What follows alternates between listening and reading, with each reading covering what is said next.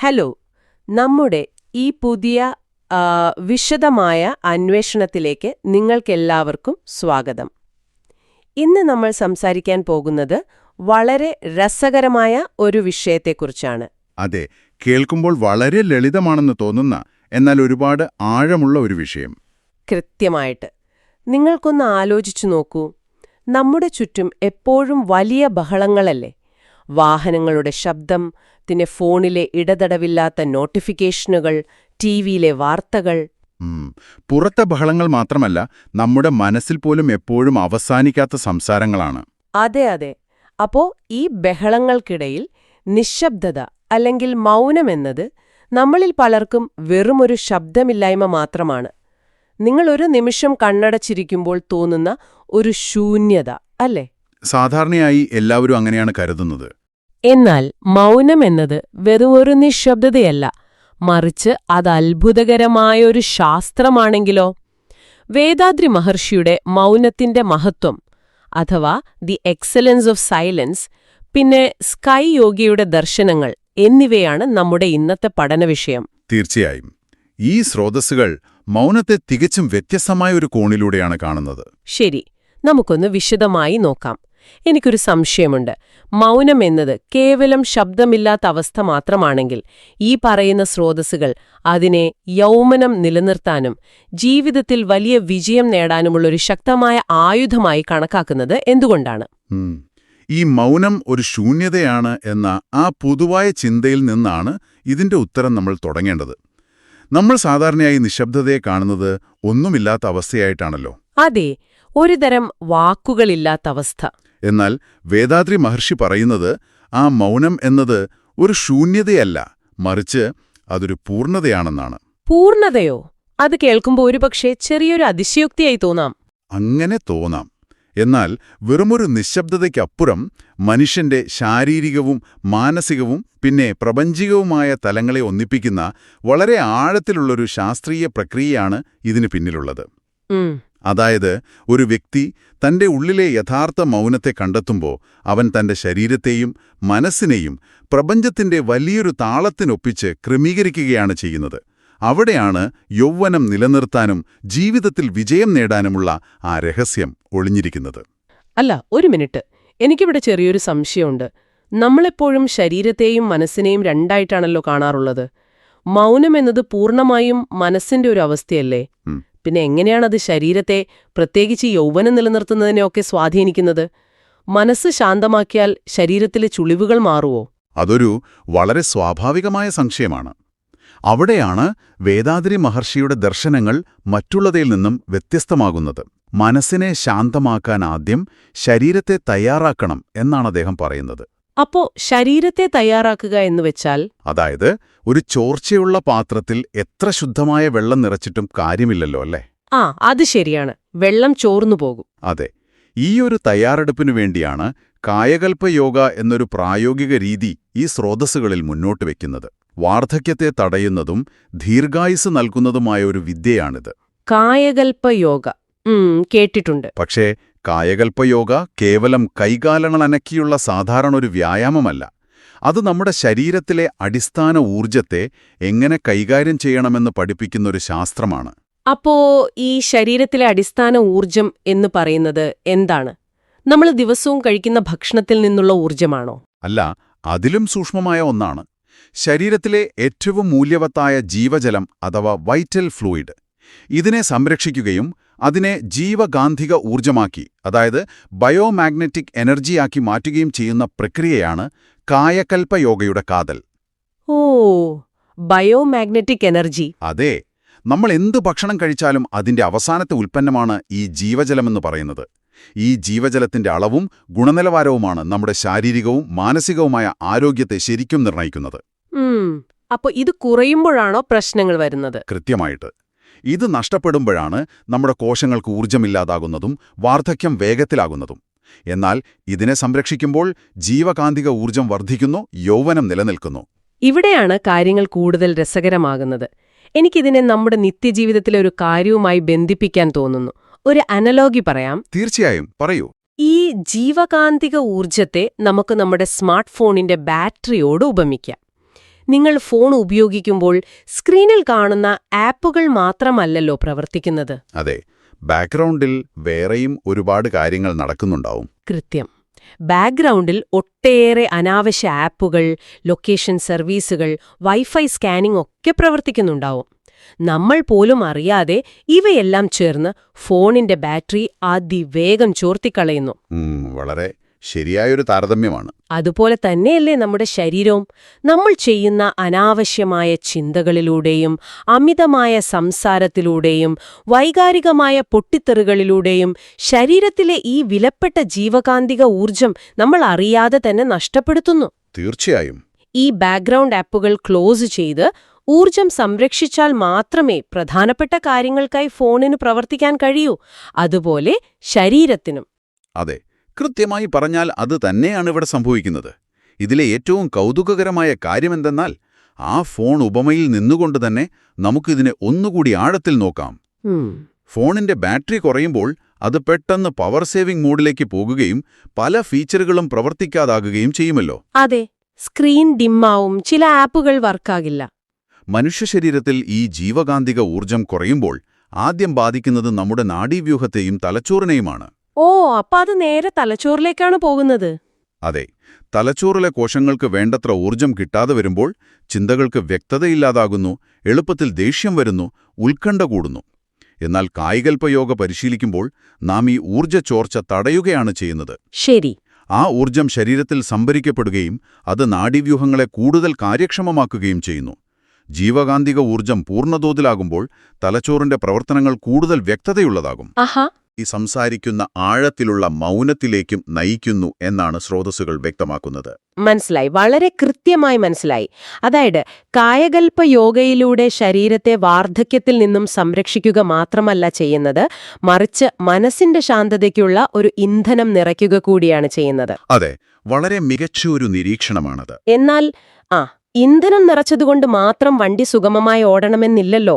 Driving മോശമാണെങ്കിൽ അപകടമുറപ്പാണ്. തീർച്ചയായും. ശരീരത്തിൽ ഊർജം വന്നു കഴിഞ്ഞാൽ പിന്നെ അതെങ്ങനെ ഉപയോഗിക്കുന്നു എന്നതല്ലേ പ്രധാനം.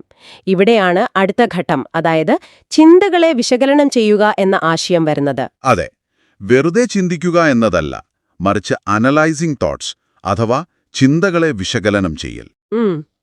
അതിനൊപ്പം മനസ്സിലാക്കാൻ കുറച്ചു ബുദ്ധിമുട്ടുള്ള മറ്റൊരു കാര്യം കൂടി ഈ സ്രോതസ്സുകളിൽ, പ്രത്യേകിച്ച് വേദാദ്രി മഹർഷി പറയുന്നുണ്ട്. പാപകർമ്മങ്ങളുടെ രേഖകൾ ഇല്ലാതാക്കുക, അതുവഴി ജനിതക കേന്ദ്രത്തിന്റെ ശുദ്ധീകരണം സാധ്യമാക്കുക എന്ന്. അതെ. സത്യം പറഞ്ഞാൽ എന്താണ് ഈ ജനിതക കേന്ദ്രമെന്ന് എനിക്ക് അത്ര വ്യക്തമല്ല. നമ്മൾ ഈ ജീവശാസ്ത്രത്തിൽ പഠിക്കുന്ന DNA ഒക്കെയാണോ ഇത്? അതൊരു നല്ല ചോദ്യമാണ്. DNA എന്നത് ഭൗതികമായൊരു കാര്യമാണ്. എന്നാൽ വേദാദ്രി മഹർഷി പറയുന്ന ജനിതക കേന്ദ്രം അഥവാ കരുമയം എന്നത് അതിലും വളരെ സൂക്ഷ്മമായ ഒരു കാന്തിക കേന്ദ്രമാണ്. ഒരു കാന്തിക കേന്ദ്രം? അതെ, നമ്മുടെ ശരീരത്തിന്റെ ഭൗതികവും മാനസികവുമായ എല്ലാ വിവരങ്ങളും സംഭരിച്ചു വെച്ചിരിക്കുന്ന ഒരു മാഗ്നറ്റിക് ഡിസ്ക് എന്ന് വേണമെങ്കിൽ പറയാം. അതായത് നമ്മുടെ മുഴുവൻ ഡേറ്റയും അവിടെയുണ്ട്. കൃത്യമായിട്ട്. നമ്മൾ ജനനം മുതൽ ചെയ്യുന്ന ഓരോ പ്രവൃത്തിയും, ചിന്തിക്കുന്ന ഓരോ ചിന്തയും, പറയുന്ന ഓരോ വാക്കും ഒരു കാന്തിക തരംഗമായി മാറി നമ്മുടെ ഉള്ളിലെ ഈ ജനിതക കേന്ദ്രത്തിൽ പതിപ്പിക്കപ്പെടുന്നുണ്ട്. അതെല്ലാം റെക്കോർഡ് ചെയ്യപ്പെടുന്നുണ്ടല്ലേ? അതെ. ഇത് കേവലം ഈ ജന്മത്തിലെ മാത്രമല്ല, തലമുറകളായി കൈമാറി വരുന്നതുമാണ്. ഇതിൽ നല്ലതുമുണ്ട്, അതുപോലെ നെഗറ്റീവായ കാര്യങ്ങളുമുണ്ട്. ഈ നെഗറ്റീവായ പതിപ്പുകളെയാണ് പാപകർമ്മങ്ങളുടെ രേഖകൾ അഥവാ സിൻഫുൾ റെക്കോർഡ്സ് എന്ന് അദ്ദേഹം വിളിക്കുന്നത്. അപ്പൊ ഇത് കൃത്യമായി പറഞ്ഞാൽ ഒരു കമ്പ്യൂട്ടറിന്റെ ഹാർഡ് ഡ്രൈവ് പോലെയാണ്. അങ്ങനെ പറയാം. കാലങ്ങളായി നമ്മൾ സേവ് ചെയ്ത് വെച്ച ഒരുപാട് ഫയലുകൾ അതിലുണ്ട്. അതിൽ ചില പഴയ വൈറസുകളും നമുക്ക് ആവശ്യമില്ലാത്ത ക്യാഷ് ഫയലുകളും ഒക്കെ ഉണ്ട്. അതെ അതെ. ഈ പഴയ വൈറസുകൾ കമ്പ്യൂട്ടറിന്റെ പ്രവർത്തനത്തെ സ്ലോ ആക്കുന്നു. നമ്മൾ എത്ര പുതിയ സോഫ്റ്റ്വെയർ ഇൻസ്റ്റാൾ ചെയ്താലും ഈ പഴയ വൈറസുകളെയും അനാവശ്യ ഫയലുകളെയും സ്കാൻ ചെയ്ത് ഡിലീറ്റ് ചെയ്താൽ മാത്രമേ സിസ്റ്റം സുഗമമായി പ്രവർത്തിക്കൂ. അപ്പൊ ഈ ജനിതക കേന്ദ്രത്തെ എങ്ങനെയാണ് നമ്മൾ സ്കാൻ ചെയ്ത് ശുദ്ധീകരിക്കുക? നിങ്ങൾ പറഞ്ഞ കമ്പ്യൂട്ടർ ഉപമ വളരെ കൃത്യമാണ്. ഈ വൈറസുകളെ നീക്കം ചെയ്യാനുള്ള ആന്റിവൈറസ് പ്രോഗ്രാമാണ് ചിന്തകളെ വിശകലനം ചെയ്യൽ എന്നത്. ചിന്തകളെ വിശകലനം ചെയ്യൽ തന്നെയാണോ ആന്റിവൈറസ്? അതെ. നമ്മളിൽ പലരും ചിന്തകളെ അടക്കി നിർത്താനാണ് ശ്രമിക്കുന്നത്. എന്നാൽ അത് അസാധ്യമാണ്. അതിനു പകരം ഓരോ ചിന്തയും എവിടെ നിന്ന് വരുന്നു എന്ന് നമ്മൾ നിരീക്ഷിക്കണം. എനിക്കിപ്പോൾ ദേഷ്യം വരുന്നുണ്ടെങ്കിൽ ആ ദേഷ്യത്തിന്റെ കാരണം എന്താണ്? അതെന്റെ അഹങ്കാരത്തിൽ നിന്നാണോ അതോ മറ്റെന്തെങ്കിലും ഭയത്തിൽ നിന്നാണ്? ഇങ്ങനെ ഓരോ ചിന്തയെയും വികാരത്തെയും കീറിമുറിച്ച് പരിശോധിക്കുമ്പോൾ അതിന്റെ വേരുകൾ നമുക്ക് കണ്ടെത്താൻ കഴിയും. ശരി. അനാവശ്യമായ ഒരു ചിന്തയാണെന്ന് തിരിച്ചറിയുന്ന നിമിഷം തന്നെ അതിനുള്ള ഊർജം ഇല്ലാതാകുന്നു. ഇത് നിരന്തരമായി ചെയ്യുമ്പോൾ ജനിതക കേന്ദ്രത്തിലെ ആ പഴയ നെഗറ്റീവ് രേഖകൾ അഥവാ നിങ്ങൾ പറഞ്ഞ ആ വൈറസുകൾ പതിയെ മാഞ്ഞു തുടങ്ങും. ഓ, അങ്ങനെയാണത് മായുന്നത്. അതെ, ഇതിനെയാണ് ജനിതക കേന്ദ്രത്തിന്റെ ശുദ്ധീകരണം എന്ന് പറയുന്നത്. ആ പഴയ പാറ്റേണുകൾ ഇല്ലാതാകുമ്പോൾ മനസ്സ് സ്വാഭാവികമായും പൂർണ്ണമായ ശാന്തതയിലേക്കെത്തും. കേൾക്കുമ്പോൾ വളരെ യുക്തിസഹമായി തോന്നുന്നുണ്ട്. ഇതൊരു കൃത്യമായ പ്രോസസ്സാണ്. പക്ഷേ പ്രായോഗിക തലത്തിൽ വരുമ്പോൾ എനിക്കൊരു ചെറിയ സംശയമുണ്ട്. ചോദിക്കൂ. ഈ സന്തോഷകരമായ ജീവിതത്തിന് മഹർഷി നിർദ്ദേശിക്കുന്ന ഒരു പ്രധാന തത്വം പ്രതീക്ഷകൾ ഒഴിവാക്കുക, അതായത് എക്സ്പെക്ട് നത്തിങ് എന്നതാണ്. ഇതെങ്ങനെ പ്രായോഗികമാകും? പൂർണ്ണമായും പ്രതീക്ഷകളില്ലാതെ ജീവിക്കാൻ ഒരു സാധാരണ മനുഷ്യന് സാധിക്കുമോ? നിങ്ങളൊന്ന് ആലോചിച്ചു നോക്കൂ. ഞാൻ രാവിലെ എഴുന്നേറ്റ് ഈ ഡീപ്പ് ഡൈവ് അഥവാ ഈ അന്വേഷണം ചെയ്യുന്നത് തന്നെ ആളുകൾ ഇത് കേൾക്കുമെന്ന പ്രതീക്ഷയിലാണ്. അതെ, അതൊരു സ്വാഭാവികമായ കാര്യമാണ്. ഒരാള് ജോലിക്ക് പോകുന്നത് മാസാമാസം ശമ്പളം കിട്ടുമെന്ന പ്രതീക്ഷയിലാണ്. പ്രതീക്ഷകളില്ലെങ്കിൽ പിന്നെ നമ്മൾ എന്തിനാണ് കർമ്മങ്ങൾ ചെയ്യുന്നത്? അത് നമ്മെ ഒരുതരം മരവിപ്പിലേക്ക് നയിക്കില്ലേ? ഇതൊരു പ്രധാനപ്പെട്ട ചോദ്യം ഉയർത്തുന്നുണ്ട്. പലപ്പോഴും ആളുകൾക്ക് വലിയ തെറ്റിദ്ധാരണയുണ്ടാകുന്നൊരു ഭാഗം കൂടിയാണിത്. പ്രതീക്ഷകൾ ഒഴിവാക്കുക എന്നതിനർത്ഥം കർമ്മങ്ങൾ ചെയ്യാതിരിക്കുക എന്നോ അല്ലെങ്കിൽ ജീവിതത്തോട് യാതൊരു ലക്ഷ്യവുമില്ലാതിരിക്കുക എന്നോ അല്ല. അല്ലേ? പിന്നെന്താണ്? കർമ്മങ്ങൾ ചെയ്യാനുള്ള നിങ്ങളുടെ പ്രേരണ ഒരിക്കലും ഇല്ലാതാകുന്നില്ല. എന്നാൽ ആ കർമ്മങ്ങളുടെ ഫലത്തെക്കുറിച്ചുള്ള അമിതമായ ഉത്കണ്ഠകളിൽ നിന്ന് സ്വതന്ത്രമാകാനാണ് ഈ തത്വം പറയുന്നത്. നിങ്ങൾ ജോലിക്ക് പോകണം, കുടുംബത്തെ നോക്കണം, നല്ല ജീവിതം ആഗ്രഹിക്കുകയും വേണം.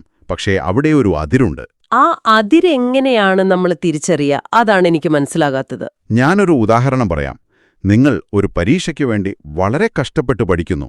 പഠിക്കുക എന്നത് നിങ്ങളുടെ കർമ്മമാണ്. അത് 100% നിങ്ങളുടെ നിയന്ത്രണത്തിലുള്ള കാര്യമാണ്. അതെ. എന്നാൽ അതിന് 1ാം റാങ്ക് തന്നെ കിട്ടണം എന്ന് നിങ്ങൾ നിർബന്ധം പിടിക്കുകയും അതിനെക്കുറിച്ചോർത്ത് രാവും പകലും സ്ട്രെസ് അടിക്കുകയും ചെയ്യുമ്പോൾ അത് അമിതമായ പ്രതീക്ഷയാകുന്നു. 1ാം റാങ്ക് കിട്ടിയില്ലെങ്കിൽ നിങ്ങളുടെ ലോകം തകരും എന്ന അവസ്ഥ വരുന്നു. അവിടെയാണ് പ്രശ്നം. ആ സ്ട്രെസ്സാണ് പ്രശ്നം. കൃത്യമായിട്ട്.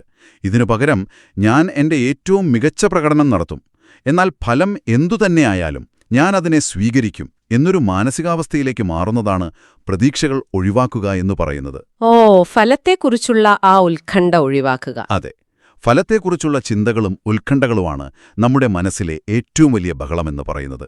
ആ ബഹളം അടങ്ങുമ്പോഴാണ് ആക്ഷൻ 100% പൂർണ്ണമാകുന്നത്. അവിടെയാണ് യഥാർത്ഥത്തിൽ മനസ്സ് ശാന്തമാകുന്നത്. അതായത് നമ്മുടെ ശ്രദ്ധ മുഴുവൻ പ്രക്രിയയിലായിരിക്കണം, ഫലത്തിലല്ല. ആക്ഷൻ എടുക്കുക, പക്ഷെ റിസൾട്ടിനെ ഓർത്ത് ഭയക്കാതിരിക്കുക. കൊള്ളാം. അത് വളരെ പ്രായോഗികമായൊരു സമീപനമാണ്. അതെ, വളരെ പ്രായോഗികമാണ്. അപ്പോ നമ്മൾ ഇതുവരെ സംസാരിച്ചത് വെച്ചാണെങ്കിൽ നമ്മൾ ശരീരത്തിലെ ജീവകാന്തിക ഊർജം വർദ്ധിപ്പിച്ചു, ചിന്തകളെ വിശകലനം ചെയ്ത് ജനിതക കേന്ദ്രം ശുദ്ധീകരിച്ചു, പ്രതീക്ഷകളുടെ ഭാരം മാറ്റിവെച്ച് മനസ്സിനെ ശാന്തമാക്കി. എന്റെ ഒരു തോന്നൽ ശരിയാണെങ്കിൽ നമ്മൾ വ്യക്തിപരമായ തലത്തിൽ ചെയ്യേണ്ട കാര്യങ്ങൾ ഇവിടെ പൂർണ്ണമാവുകയാണല്ലേ? ഇതിനുശേഷം എന്താണ് സംഭവിക്കുന്നത്?